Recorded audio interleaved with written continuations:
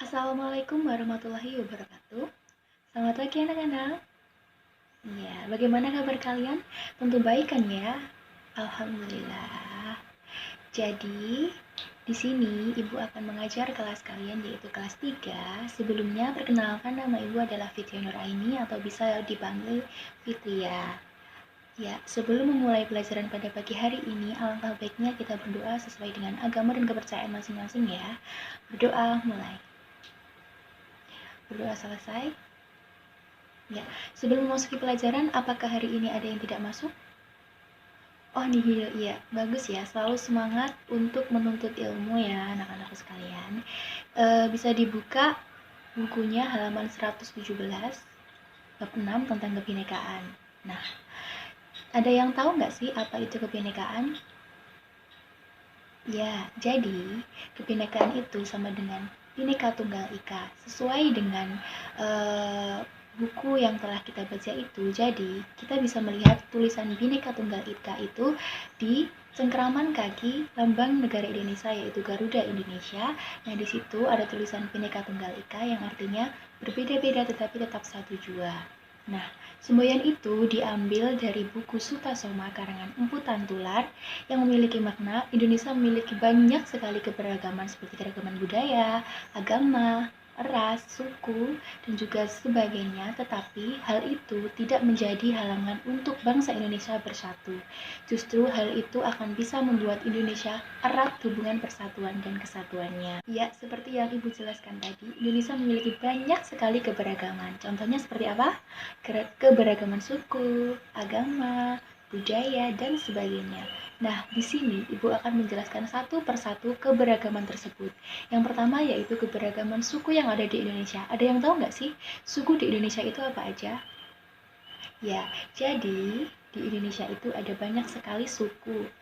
Yang pertama yaitu ada suku Jawa yang kita tempati saat ini. Dan yang kedua ada suku Betawi. Yang ketiga ada suku Dayak. Dan yang keempat ada suku Batak. Dan yang kelima ada suku Bugis dan sebagainya. Nah, suku-suku tersebut bisa kita lihat di gambar berikut ini.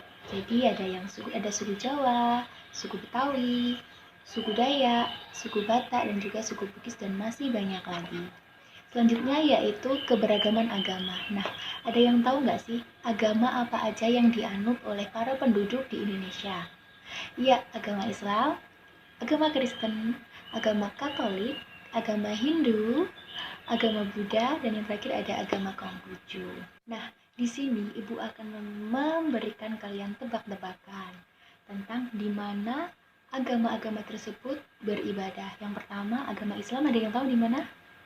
Di masjid, betul sekali. Untuk yang agama Kristen dan Katolik, di gereja, ya betul sekali. Dan yang ketiga ada agama Hindu.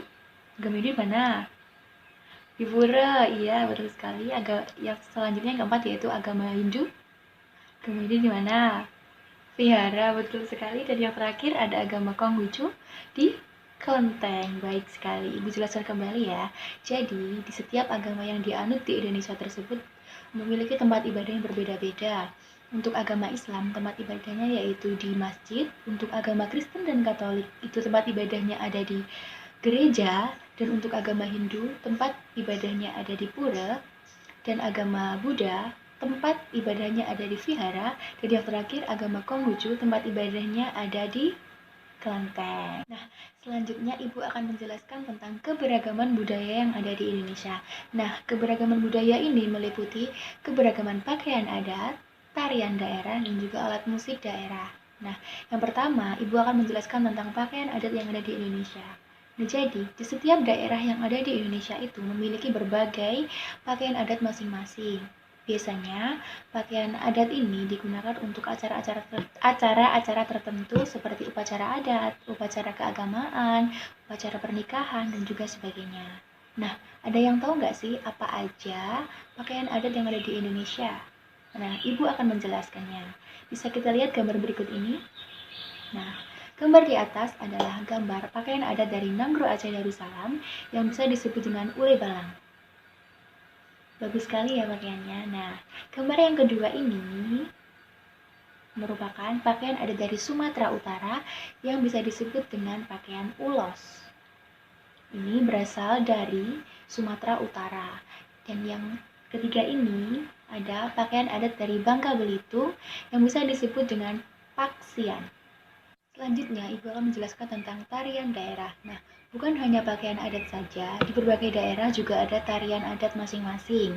Tarian tersebut meliputi contohnya ya, ada tari saman dari Aceh. Nah, tari saman dari Aceh ini biasanya diperagakan banyak sekali orang. Nah, tarian ini digunakan untuk upacara adat dan juga memperingati hari kelahiran Nabi Muhammad SAW. Dan yang kedua ada tari pendet. Nah, tari pendet ini berasal dari Bali. Biasanya digunakan untuk upacara adat di pura ataupun untuk menyambut tamu-tamu besar.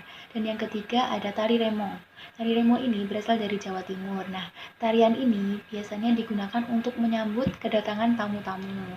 Dan yang terakhir ada tari serimpi. Nah, tari serimpi ini berasal dari Jawa Tengah. Tarian ini biasanya digunakan untuk upacara adat di dalam keraton karena tarian ini dianggap sakral dan bisa diperagakan di keraton saja. Oke, selanjutnya Ibu akan menjelaskan tentang alat musik daerah. Nah, alat musik daerah bisa disebut dengan alat musik tradisional. Hampir di setiap daerah di seluruh Indonesia memiliki alat musik berbeda-beda karena sesuai dengan daerahnya masing-masing. Biasanya, alat musik ini digunakan untuk mengiringi upacara adat yang ada di daerah tersebut. Contohnya, alat musik gamelan. Nah, alat musik gamelan berasal dari Jawa Tengah. Ini banyak sekali alat musiknya. Biasanya kita melihat di acara seperti wayang kulit. Nah, itu banyak sekali gamelan-gamelan seperti gambar berikut ini. Dan yang kedua ada alat musik kolintang berasal dari Minahasa. Selanjutnya, Ibu akan menjelaskan tentang kekayaan alam yang ada di Indonesia. Nah, kekayaan alam ini bisa disebut sebagai sumber daya alam. Nah, di tanah air Indonesia ini memiliki sumber daya alam yang sangat banyak sekali. Hal itu dikarenakan Indonesia memiliki tanah yang subur, sehingga sumber daya alamnya tidak ternilai harganya. Nah, sumber daya alam di Indonesia dibagi menjadi dua. Yang pertama yaitu sumber daya alam yang dapat diperbarui, dan yang kedua ada sumber daya alam yang tidak dapat diperbarui. Yang pertama yaitu sumber daya alam yang dapat diperbarui. Nah, sumber daya alam yang dapat diperbarui artinya sumber daya alam ini dapat dihasilkan kembali meskipun telah digunakan. Contohnya seperti tanaman, hewan, udara, tanah, dan juga air. Nah, untuk memperbarui tanaman kita bisa menanamnya kembali, dan untuk hewan kita dapat memperbaruinya dengan cara beternak. Dan kalau tanah dapat diperbarui dengan cara memberi pupuk dan juga memberikan air. Dan yang terakhir, udara dapat diperbarui dengan proses daur ulang. Yang kedua yaitu sumber daya alam yang tidak dapat diperbarui. Sumber daya alam yang tidak dapat diperbarui artinya sumber daya alam ini semakin lama akan semakin habis. Oleh karena itu, kita sebagai warga Indonesia harus bijaksana dalam menggunakannya. Contoh sumber daya alam yang tidak dapat diperbarui yang pertama yaitu tambang, dan yang kedua ada minyak bumi. Nah, dalam penggunaan tambang dan juga minyak bumi digunakan secara hemat. Jadi, kita sebagai warga Indonesia harus menggunakan tambang dan juga minyak bumi dengan cara bijaksana dan juga melakukan penghematan. Selanjutnya, Ibu akan menjelaskan tentang wilayah di Indonesia yang memiliki kekayaan tambang yang melimpah. Yang pertama yaitu wilayah yang memiliki emas melimpah ada di Papua. Dan yang kedua yaitu wilayah yang memiliki batu bara yang melimpah yaitu ada di Tanjung Enim, Sumatera Selatan. Dan yang ketiga yaitu wilayah yang memiliki timah melimpah ada di Bangka Belitung. Dan yang keempat, wilayah yang memiliki gas alam melimpah ada di Kalimantan Timur.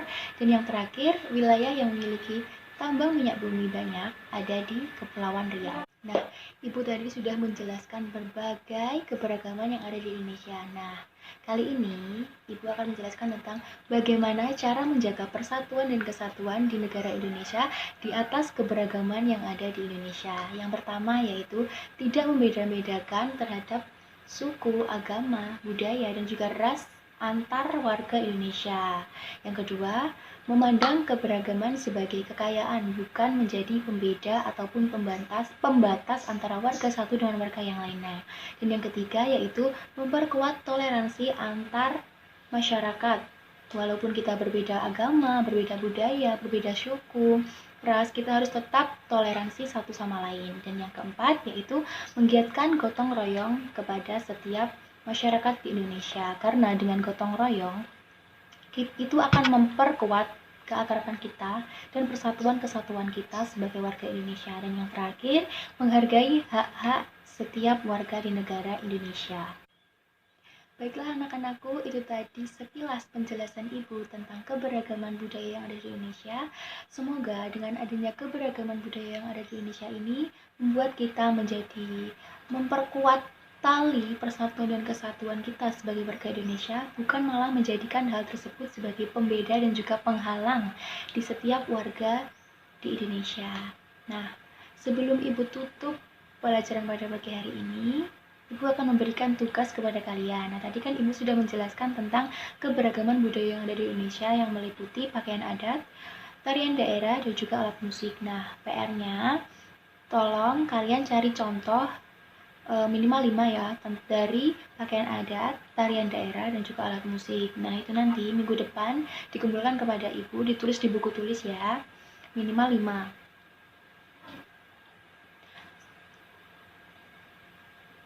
Oke, pertemuan kali ini Ibu tutup. Terima kasih atas perhatiannya. Ada kurang lebihnya ataupun ada salah kata dari Ibu mohon maaf. Sampai ketemu di pertemuan berikutnya. Wassalamualaikum warahmatullahi wabarakatuh.